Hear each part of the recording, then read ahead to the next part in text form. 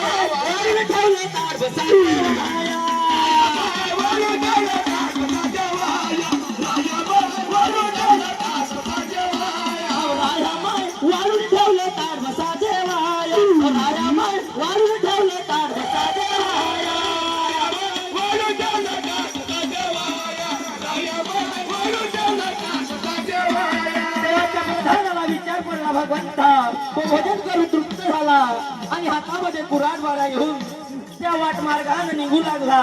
तेव्हा त्याला विचार पडू लागला भगवंता काय झालं राजे? तो त्या भगवंताला बोलू लागला, भगवंता काय या सृष्टीचा नाश करत रे, तेव्हा तो बोलू लागला भगवंता, वे डमरू वाले कहाँ से रहा है, वो डमरू वाले कहाँ से रहा है, तेरे दुनिया में ये क्या हो रहा है, तेरे दुनिया में ये क्या हो रहा है।